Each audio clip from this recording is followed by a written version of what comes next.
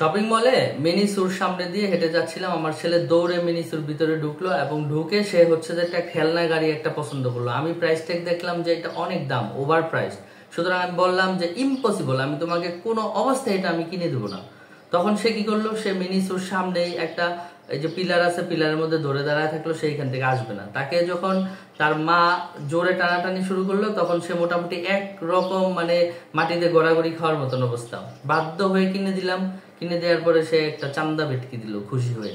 তো এই যে তাকে বললাম যে ইম্পসিবল কিনে দেব না, সে কিন্তু হতাশ হয় নাই। সে কিন্তু তার যেটা ডিমান্ড ছিল, ওয়ান্ট ছিল, সেটা সে আদায় করে ছাড়ছে এবং সেটা না দেওয়ার কারণে সে he was going to destroy this place. সে কান্নাকাটি করবে, রাগ দেখাবে, ওই জায়গাটা নষ্ট করে দিবে, চিল্লাপাল্লা করবে, হোয়াট এভার ইজ ইট, যা করার লাগে ওইটা পাওয়ার জন্য সে কিন্তু তাই করবে।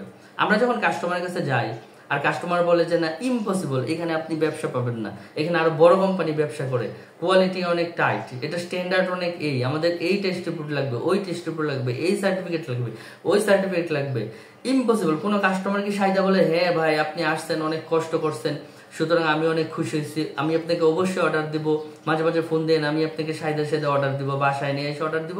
নেভার এভার সে বলবে অনেক চ্যালেঞ্জ আছে, আপনি পারবেন না, অনেক কম্পিটিটর, অনেক রিকোয়ারমেন্ট, এই সেই, আমাদের লোন সাপোর্ট লাগবে, আমাদের বাকি সাপোর্ট লাগবে, আমাদের এলসি দেরি হবে কিন্তু ডেলিভারি তাড়াতাড়ি লাগবে, আমাদের পেমেন্ট দেরি হবে কিন্তু কোয়ালিটি কোনো সমস্যা হওয়া যাবে না, নানান কিছু।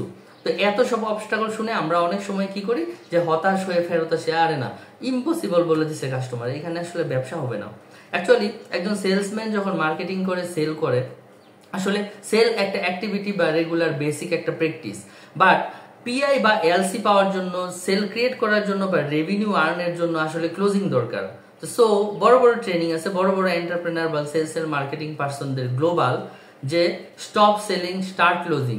আই মিন একটা সেলসম্যান সারাদিন সেলের এই প্র্যাকটিসের পিছনে দৌড়ায়, তার আসলে সেল রেভিনিউ অত ভালো হবে না। কিন্তু সে যদি ক্লোজিং এর পিছনে দৌড়ায়, ইন্ডিভিজুয়াল ফোকাস করে, যে দেখা গেলো যে সে 5টা স্যাম্পল দিছিল গত মাসে, এগুলি ধরে ওই 5টা কাস্টমারের সাথে টেবিলে গিয়ে কথা বলে আসলো যে আমার এই স্যাম্পলগুলির কোয়ালিটির কি অবস্থা, কোনটার কোয়ালিটি ওকে হয়েছে, হ্যাঁ কোয়ালিটি ওকে হয়েছে, চলেন এবার প্রাইস নিয়ে আলাপ করি। বা সে রিয়েল এস্টেটের সেলসম্যান, সে প্লট বিক্রি করতেছে, অফিসে গিয়ে সে তার ক্লায়েন্টের সুপার ডুপার সে ক্লোজিং দিল। ক্লায়েন্টের অফিসে গিয়ে ক্লোজিং দেওয়ার পর ক্লায়েন্ট খুবই খুশি, বললো যে ঠিক আছে আমি আমার ওয়াইফের সাথে ডিসকাস করে কালকে জানাবো। কিন্তু কালকে তো পরশু, পরশু তো 5 দিন, 5 দিন তো 10 দিন, আর কোনো খবর নাই। এর মানে ওয়াইফ তার নেগেটিভ পিন মারছে।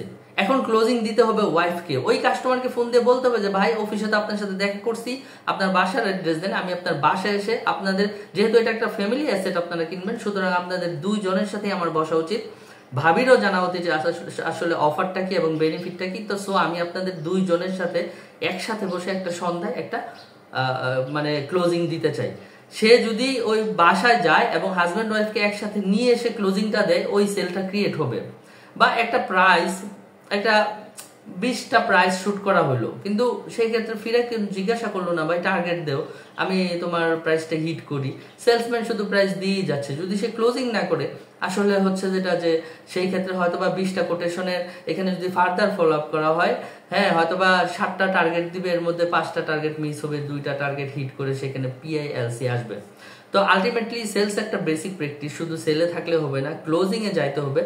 এবং হচ্ছে ক্লোজিং না গেলে রেভিনিউ আসে না। এবং ক্লোজিং এর ক্ষেত্রে একটু অ্যাগ্রেসিভ, একটু ভিগোরাস, একটু ফোকাস রাখতে হবে, মানে কিডসদের মতন do what ever it takes, মানে নাছোড়বান্দা টাইপের, যে ঠিক আছে আমার এটা লাগবে, এই ডিলটা আমি ক্লোজ করবই, আজকে আমার জেনারেল মার্কেটিং 5টা থাকতে পারে, আজকে আমার ডেস্কে অনেক কাজ থাকতে পারে, কিন্তু আমি জানি যে ওই কাস্টমারটা আজকে এই প্রোডাক্টটা কিনবে, সুতরাং আমার সব বাদ, বাকি সব আমি মাইনর ফোকাসে রাখলাম, কিন্তু আমার ক্লোজিং এর টার্গেটটা ফার্স্ট। আমি সকালে সেই কাস্টমারের কাছে গিয়ে অফিসে বসে থাকবো, আমি জানি সে আজকে পিআই নিবে, সুতরাং সকালে দুপুরে সন্ধ্যা পর্যন্ত বসে 4-5 দফা নেগোসিয়েশন করে যতক্ষণ পর্যন্ত ডিলটা ক্লোজ না হবে আমি ততক্ষণ অফিসে ফিরবো না, আমি ততক্ষণ ওই কাস্টমার অফিসে থাকবো। সারাদিন থেকে ডিল ক্লোজ, পিআই সাবমিট হয়ে গেল, তারপরে অফিসে এসে আদার্স যত কাজ আছে সেটা দেখা গেল যে করলাম।